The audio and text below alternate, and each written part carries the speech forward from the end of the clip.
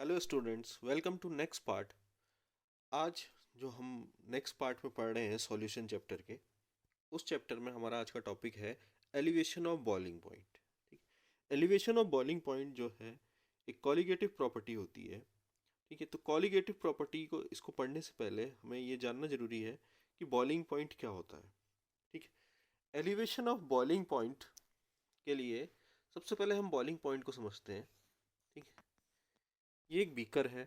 इस बीकर में suppose for example मैंने पानी रखा है। ठीक है, पानी रखा है और मैं इसको हीट कर रहा हूँ। क्लियर? तो इससे वेपर फॉर्म होंगे। क्लियर?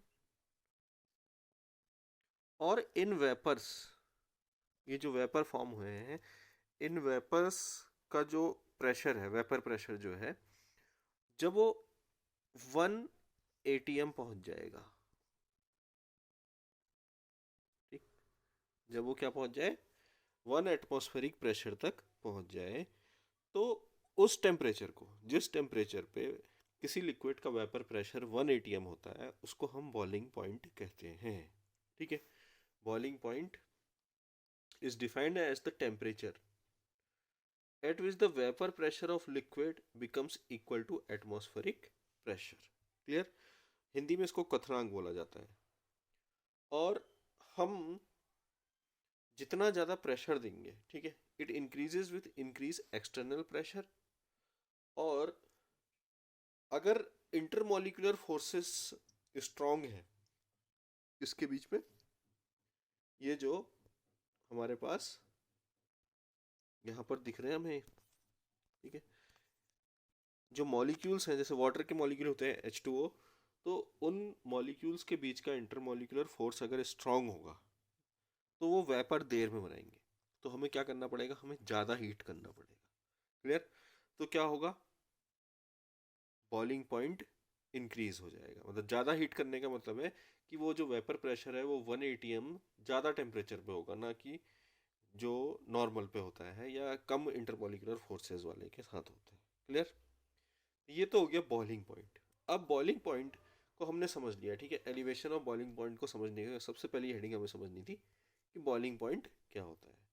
आइए आगे बढ़ते हैं। जो नेक्स्ट चीज हमें समझनी है कि एलिवेशन ऑफ बॉइलिंग पॉइंट क्या है। एलिवेशन क्या है? एक बीकर है। इस बीकर में हमारे पास वाटर है। क्लियर? अब वाटर पे मैंने कोई सॉल्यूट मिला दिया। ठीक है, या मैं बात करूं कि जब ये हीट हो रहा था, वाटर का बॉइलिंग पॉइंट था 100 डिग्री सेल्सियस। क्लियर? अब इसमें हमने क्या करा, कोई नॉन वोलेटाइल सॉल्यूट मिला दिया। ये हमने क्या करा, इसमें नॉन वोलेटाइल सॉल्यूट मिला दिया, जो कि क्या कर रहा है, इसके मिलाने से जो वेपर बन रहे थे, अब वो वेपर कम बन रहे हैं। इसका मतलब 1 atm पहुंचने के लिए, ठीक है, जो 100 डिग्री सेल्सियस पे 1 atm पहुंच रहा था, क्या था हमारा, प्योर वाटर। लेकिन उसमें हमने जब सॉल्यूट मिलाया तो अब वो 100 डिग्री सेल्सियस पे नहीं, अब हमें और हीट करना पड़ेगा। अब हम क्या करेंगे, और ज़्यादा हीट करेंगे, तब वो 1 atm पहुंचेगा। सपोज वो 10 डिग्री बढ़ गया, 100, 1 atm पे अब क्या, 101 110 डिग्री सेल्सियस पे क्या हो रहा है, अब वेपर प्रेशर 1 atm हो रहा है, तो बॉइलिंग पॉइंट क्या हो जाएगा, 110 हो जाएगा। तो हुआ क्या अल्टीमेटली, कि प्योर जो था उसका 100 डिग्री सेल्सियस पे 1 atm पहुंच रहा था, जब हमने उसमें सॉल्यूट मिलाया तो 110 डिग्री सेल्सियस पे क्या है, वो 100 atm प्रेशर पे पहुंच रहा है या बॉइलिंग पॉइंट पे पहुंच रहा है। ठीक, तो इस टेम्परेचर का एलिवेशन, कितना एलिवेशन हुआ, 10 डिग्री सेल्सियस का हुआ। इस एलिवेशन को हम क्या बोलते हैं, एलिवेशन ऑफ बॉइलिंग पॉइंट। आइए इसको एक ग्राफ के थ्रू समझते हैं। ये हमारे पास यहाँ पर एक ग्राफ है। क्लियर? ये ग्राफ आप सबको दिख रहा होगा। तो ये वेपर प्रेशर है। ये वाला पोर्शन जो है ऊपर को किस चीज़ का है, वेपर प्रेशर का है, ठीक है।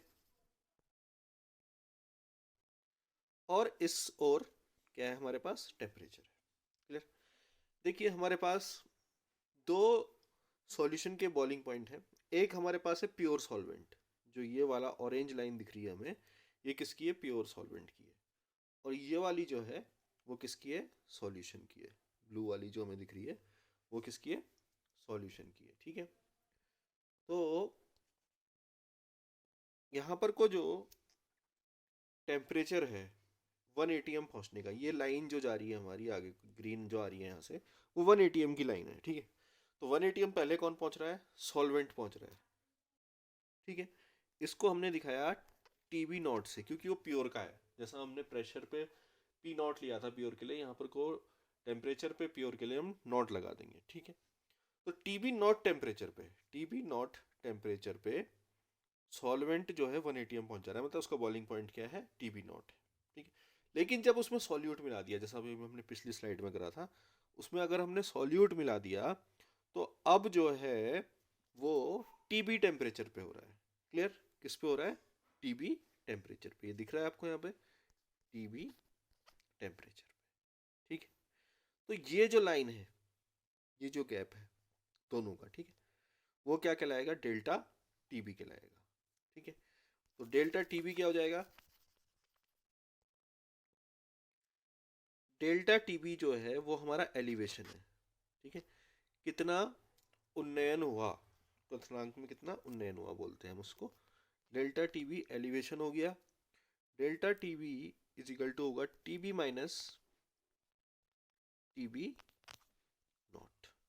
क्लियर, आ गई बात समझ में, ठीक है। आइए इसके लिए फॉर्मूला का डेरिवेशन करते हैं, आगे बढ़ते हैं नेक्स्ट स्लाइड की ओर। नेक्स्ट में जो हमारे पास है, अब हमें पता चल गया है कि हम जितना सॉल्यूट मिलाएंगे, ठीक है, जितना सॉल्यूट मिलाएंगे तो उतना जो है डेल्टा टीबी डिपेंड करेगा, ठीक है।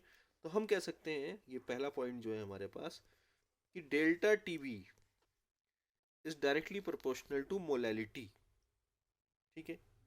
या delta TB is equal to K B into M, ठीक है। के बी जहां पर को मोलल एलिवेशन कांस्टेंट है, नियतांक है, ठीक है, मोलल उन्नयन नियतांक, ठीक है। आ गई बात समझ में। अब ये तो हो गया हमारे पास एक फॉर्मूला कि डेल्टा टीबी हम तब निकाल सकते हैं जब हमारे पास के बी की वैल्यू हो और मोलल उस विलियन की मोलैलिटी हो, मोललता हो। क्लियर। अब हम चलेंगे 11th में, हमें मोललता का फॉर्मूला या उसकी डेफिनेशन याद होगी। या मोलैरिटी किसको कहते हैं, मोलैरिटी कहते हैं 1 लीटर में कितने ग्राम, सॉरी मोलैरिटी के लिए होगा, मोलैलिटी बोलते हैं कि 1 kg में कितने मोल, ठीक है। 1 kg में 1000 ग्राम होते हैं, तो इसलिए 1000। तो m बराबर जो फॉर्मूला आएगा हमारे पास, ठीक है, m बराबर, क्योंकि मोल हमें नहीं दिए, हमारे पास वेट होता है हमेशा फॉर्मूले में, तो m बराबर जो फॉर्मूला आएगा वहां से, ये आप 11th में जा सकते हैं पहले चैप्टर में, मोलैलिटी क्या होता है उसके लिए। तो WB, ठीक, into 1000 upon WA into MB, ठीक है। क्लियर, ये हो गया मोलैलिटी का फॉर्मूला। यहाँ पर 1 2 लिखा हुआ है, लेकिन हमने पिछले स्लाइड में या पिछले जो टॉपिक था हमारा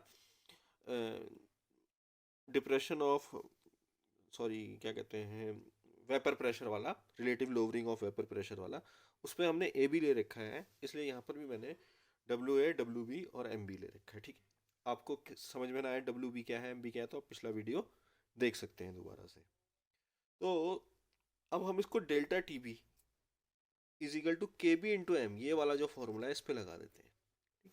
तो यहाँ से delta TB is equal to हो जाएगा के बी इंटू एम, ठीक है। एम की वैल्यू कितनी है, WB